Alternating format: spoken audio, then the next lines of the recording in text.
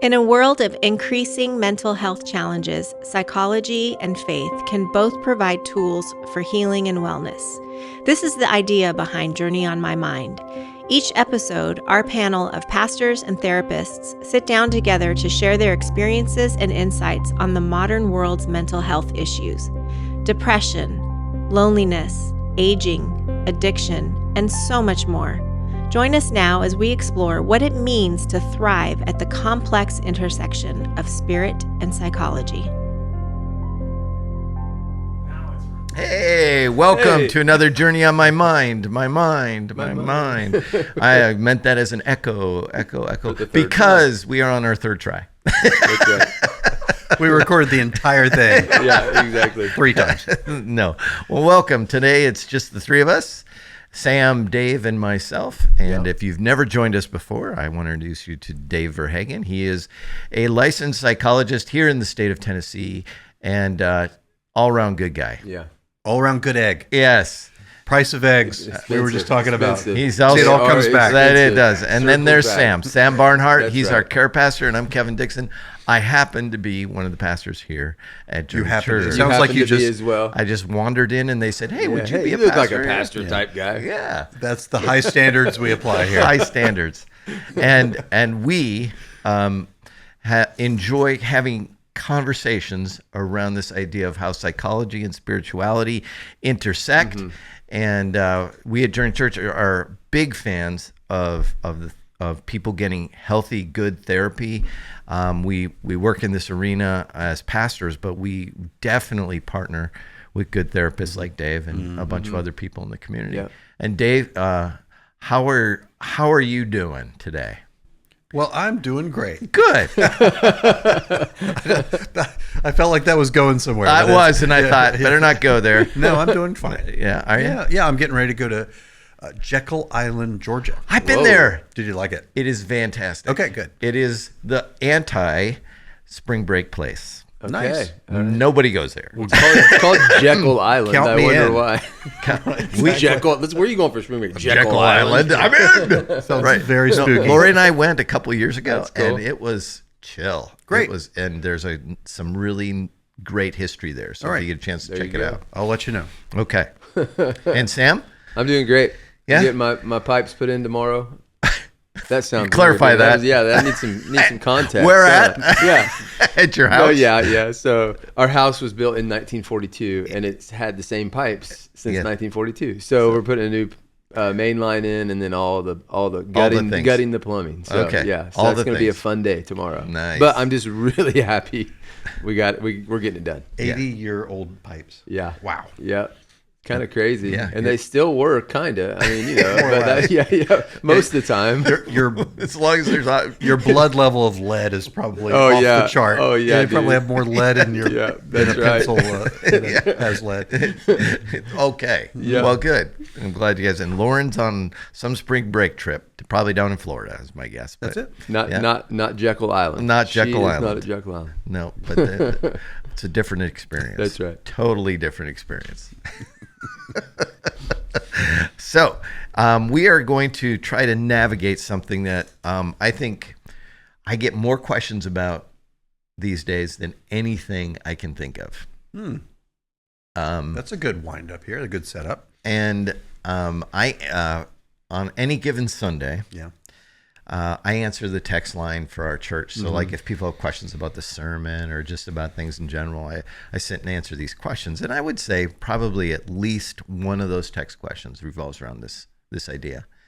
And I think considering where we are in post-COVID times and also in the midst of what I would say polarizing politics, this question comes up all the time.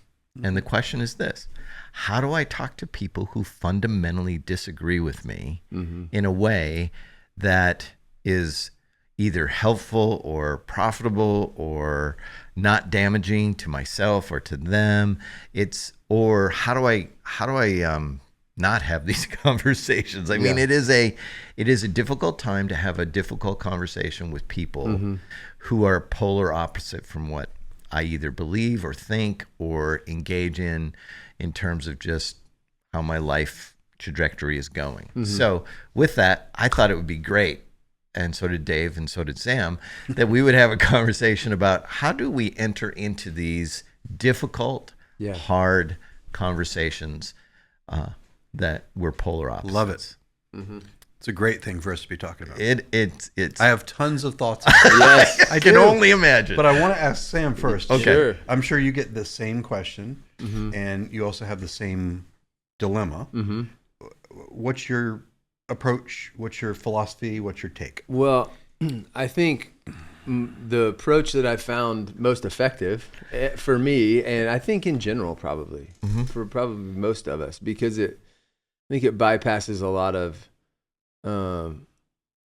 maybe the emotion that can rise up when we just fundamentally disagree is this idea, and you hear us talk about it a lot, but being curious. Okay. Like getting curious, like trying to understand their why. For me, that's the starting point, and it's really the starting point for most things anymore when it comes to people. That's great. Yeah. So you ask questions? Ask questions, yeah. Okay. Just try and understand their why, because obviously they come to this place because of experiences, and so for me, just to automatically write that off, I think it's pretty short-sighted. So I try and get curious. What do you? Yeah, I'm going to be curious. Okay. It feels like a lot of times the assumption is when going into hard conversations is I'm right, you're wrong. On both sides. Yeah. That's what I mean. Right. And yeah. Both parties. Both ways. Yeah. And so even if I get curious with somebody who believes they're absolutely right. Yeah. And I ask questions. Yeah. Usually the questions are met with, not usually, sometimes, maybe. Yeah. I don't know how, but it's met with some sense of condescension, some sense of Like disdain. disdain. Right. Wait, the questions you're asking toward them? Yeah. Okay. Why would you question this? Why would you? Well, you're saying the response. The response Yeah, to even isn't being that curious with- yeah, sometimes even can be- be met yeah, with a wall. You're patronizing 100%. me, you're whatever.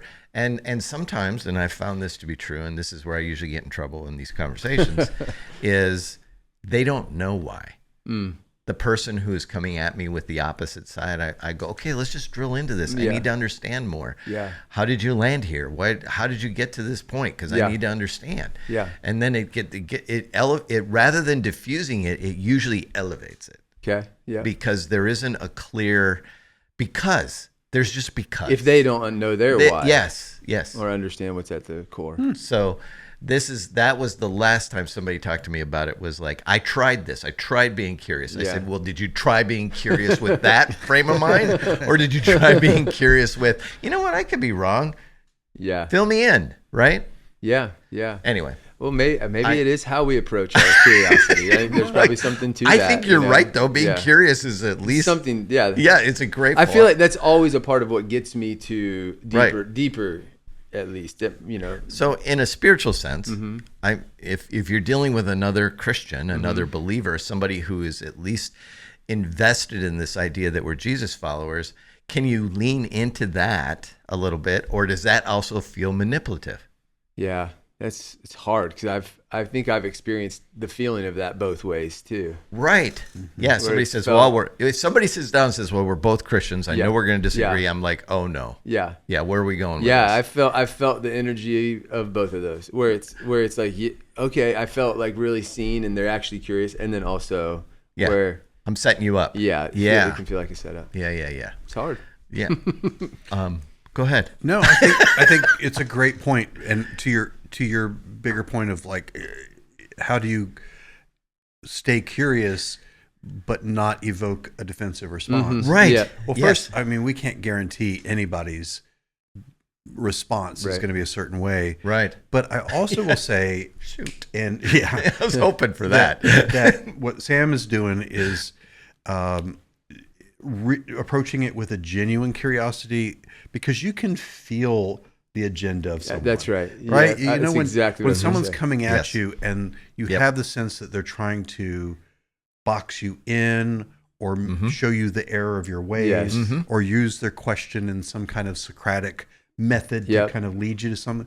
You know that. Yeah. Yeah. You feel it. Yeah. And if you're feeling like somebody really is wanting to know where you're coming from, even if they don't have if the person on the receiving end of the question doesn't have a well-articulated position, Right. then it gives them space to Right. at least explore that or talk about that. Yeah. So for me, the you have to be really clear about what your goal is. Okay. With the other person. Right. Because if your goal is, I'm going to act curious, but in service of getting them to see things my way, Yes. that's not really being motive. curious. Yes. Right. That's really being steering a conversation toward a goal. Leading, Right. yes. Just want to understand. You're right. Yeah. Do you know what the number one predictor of effective therapy is? What's that? I mean, assume the person knows what they're doing and they have a model of treatment and they know, the strategy. The number one predictor is called accurate empathy. All therapists rate themselves as being very empathetic. But when you ask their clients, the range is from zero to great, right? Yeah. And so based on the receiving person's experience, do they think this other person really gets it? Really gets What's me? that term again? Accurate empathy. Accurate empathy. Okay. So is that self-awareness on behalf of the therapist? Yeah, it has to be. So even for any of us, though, as we go into the conversation, then some kind of accurate understanding of our own empathy feels like it needs to be. An accurate understanding of our own internal state and motive. Like, what's driving this? That's where I would start is like, what am I really trying to do here? Am I trying to humiliate this person? Right. Box them into something, right? Expose something, right? What am I trying to do, or is it really I'm trying to genuinely wanting to understand? I think that's the key word. And I'm at my best because I can see myself falling into both states of mind. Yeah. Right. There's part of me that wants to be like, Gah! And then there's another part of me that, when I'm at my best, can really lean into it. Yeah. I want to genuinely understand this. Right. Because to be very honest, I am still baffled. There are Christians that I am certain are Jesus followers. Sure. That I am still baffled by things. Right. And I want to understand it. Yeah. Not in a way like I want to poke my finger in their eye. No. But what are the, not just the logical reasons, but what are the things that kind of led you to this place? Or why are you in this place? Yeah. And part of that involves a certain level of humility of maybe I'm not right. Right. Maybe we all think we're right. Yeah. I mean, I'll be honest, I think I'm right about a lot of these things, right? 100%. But we all do. Yes. And so if I can approach it with that kind of curiosity, I get that, because I most of the time probably fall in the camp of I think I'm right, but in those moments, even when I think I'm right, I can honestly say I don't care if you agree with me, and that helps move me to a place of, well, I can at least hear this. I can engage with it. I can be curious about it without having to convince the other person that I'm right, they're wrong. You have to agree with me. But to dig under that just a little bit. Yeah, please. Because part of it too is still knowing why are you in that conversation? Right. Right. So if it's I'm just going to put it out there and then agree or disagree, is also a little bit different than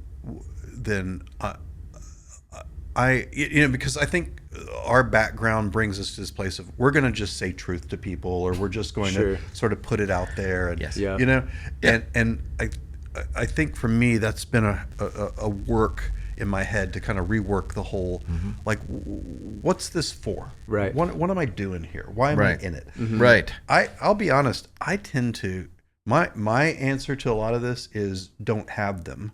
Yeah. I mean that honestly. Yeah. If you can avoid it. Yeah. Because a lot of times I can't come up with a clear goal other than the goal Sam is saying, which is to be curious and understand a person well or better.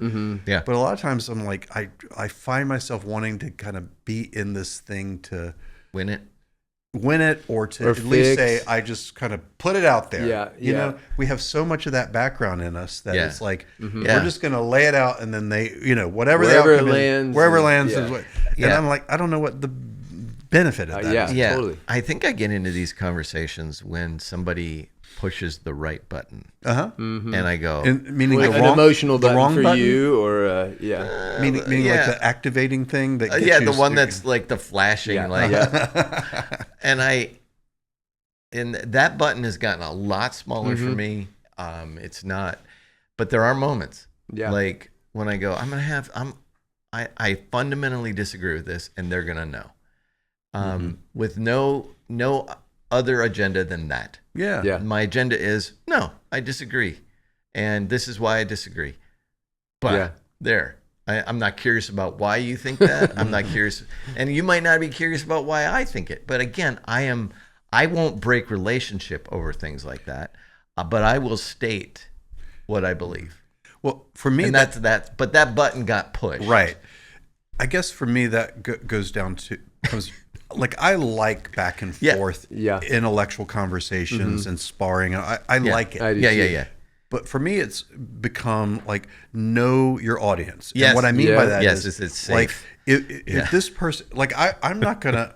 My brother and I disagree on a lot of things. We are fundamentally committed to not breaking a relationship with it. So that sometimes can happen. Yeah. A lot of times we just make an agreement that that's not part of what we're talking about. That's out of bounds, right? And then there are other friends I have that they can't go there in the same way that I could go there without it breaking relationship or harming the relationship. That's so to me, it's better to stay in the game relationally than to have this sort of big, like I put my my flag down in this, stake this territory. Well, I've hurt relationships. Like I have lost relationships over those stances. Earlier in life, and it's just you look back and it's like, boy, the relationship was much more valuable than the point that I was trying to make or the stand I was taking. Right? So. Yeah, I think this is where the spiritual actually intersects in this. I think the spiritual intersects in that place where you go. The relational place is the treating you like a human and treating you with respect and treating you in that way is a large part of what it means to be a follower of Jesus. And in doing so, allow people their opinions, allow people how they see the world and how they want to interact with it without diminishing who they are as humans, is part of the deal. And I agree with you, Dave. There are moments when in a relationship you go, it's not worth risking the relationship. I'm just going to keep my mouth shut. Oh, yeah. And there's a lot of times I can just walk away. And even if they push a button, like it's not as, glaring, but I'll just go, we just disagree and I'm good. Yeah, right. And that's all I need to say. Yeah. Well, I'll give you a real practical example of that. Okay. So every year I go on a fishing trip. I've gone on this trip for like 30 years. Yes. And you're the cook. No. Oh. I do nothing. I bring no value. You don't even fish. I don't fish. Yeah, that's what I don't thought. cook. You just hang out. I just hang out. I do literally nothing. I love it. But You're the mascot. Here's the. I am. I've said this before. I do not identify as a conservative or a liberal at this point. No. I would say that I am a thoughtful moderate, and we can talk about that later. But moderate. We'll do that on a short. Everybody else on the trip is clearly in the conservative camp, and I love them. They're great guys. Yeah. And there's an interesting thing that's developed because they know kind of where I stand, and they're smart people. They're doctors. They're like, and I can hang with all of them intellectually. Yeah. And it's not that I feel like it's they've got the numbers. They do. They do have the numbers, but it's more that like I don't engage those conversations at all. Right. And now they've started to do the same thing. And at first I interpreted that badly. Yeah. But like if let's say I'm upstairs and they're down there doing their thing, talking about whatever, and I come in, then they stop and they change the conversation. Okay. And the way I've taken that is like it's no secret where we're standing on that. Yeah. It's really an effort to say we're gonna put the relationship ahead of this point. It's beautiful. And so I think that's worked well. Yeah, it's awesome. And so they've done that well. I think I've done that well. Yeah. To me, that's a picture of it. It's like We don't That's have right. to. It doesn't matter. Like, we're not going to solve the problems of the world here in Topsail Island. You know, with these. I don't know. Yeah, you never know. You never know. It's a beautiful place. Key part of this, as far as like we were talking about knowing yourself, and this is looking at your own kind of internal state of not only motive but also emotion. That's right. And if you think about this stuff, evokes so much emotion. I mean, there's like a whole range of like, we're confused, I'm baffled, right? We're worried, we're disgusted, we're anxious, we're angry, we're all the things. And so knowing what we're feeling and what we're bringing into that moment is super. That's a part of being emotionally intelligent people. Is emotionally intelligent people know what they're feeling and why they're feeling it, and then they manage those feelings. And if we take anger in particular, which is the dominant emotion of our day, right? It's the dominant emotion that people are coming at each other. Well, anxiety also is there, but the anger in these moments. What is anger about? Anger is either about, it's one of two things. When people get angry, they're either angry because of a perceived injustice, which may or may not be an injustice, but a perceived injustice, or a blocked goal. And people get angry in these conversations because their goal is blocked. And they might not articulate it as a goal, but their goal is, I want this person to be reasonable. I want this person to see things this way. I want this person to whatever. And any goal that involves another person behaving differently is a bad goal. And so immediately, if you can approach that and go, I can't control anger welling up in me because I have a goal of them not taking this position. And that's a bad goal that I need to release. That's, for me, that's been super helpful. That's very so helpful. Good. That's good. Yeah, and that again it brings us into this world of the spiritual realm of things, and our willing to give each other agency and giving each other that space to own, to have our own thoughts on these things, says, I respect you and I see you as a fellow human in such a way that I can't control you. We can have this conversation, but let's not get angry at each other. And it's one of the things I love about the dynamic even of our little staff team. We all have things that we disagree see on differently. Stuff. But there's nothing that is worth the relationship, you know? And so that's I love that. I think this church, better than any place, I mean, I've been in church my whole life, and you have too, and I think you have too. Yes, I have. And so, Edwin, of all, for better or for all worse, four of us in this room, that's right. And we've seen it, and we've seen it not be healthy, and we've seen all the things. The thing I like about where Journey is right now is this message is both taught and modeled from the gatherings on Sunday to the you know, interactions among the staff to all the different levels. This is what this moment calls for. It doesn't call for us to be these culture warriors or taking these big stands or trying to convince all these people. It more calls for this, and it's more of a way of Jesus. Right? It's like we can be different and we can think differently, and even on big things. And we can still love our neighbor, love each other, and stay in a relationship with each other. That's right. And we can still honor that greatest command. So I think being in the conversation, there's some things, but also I will say again, sometimes I think consider not being in the conversation. It's good. Right. I mean, just consider there's no good outcome here. And never. And this is the shift in my life from the time when I was younger. Never go into the conversation thinking you're going to change the other person's mind, because you will leave with a goal unmet. Usually, and you'll be angry and frustrated, and then it'll be hard to be with the person. Because you're mad at them. It's good. So ideally, the best way to do this is don't do it at all. But if you do, be curious. There you go. There you go. And know your goal. Good punchline. All right. And you guys have a great day. Journey out. Thanks for listening to this episode of Journey on My Mind. If you enjoyed it, please help us spread the word by leaving us a review and sharing it on your social media. Journey on My Mind is a production of Journey Church in Brentwood, Tennessee, Edwin Rivera III is the show's producer with technical assistance from Randy Hansen. Grant Opperman edits the show. If you have a suggestion for a future topic or a question, you can text us at 615-861-9503. And if you would like to talk to someone about spiritual or mental health issues, you can email our care pastor, Sam Barnhart, at sam@journeytn.com.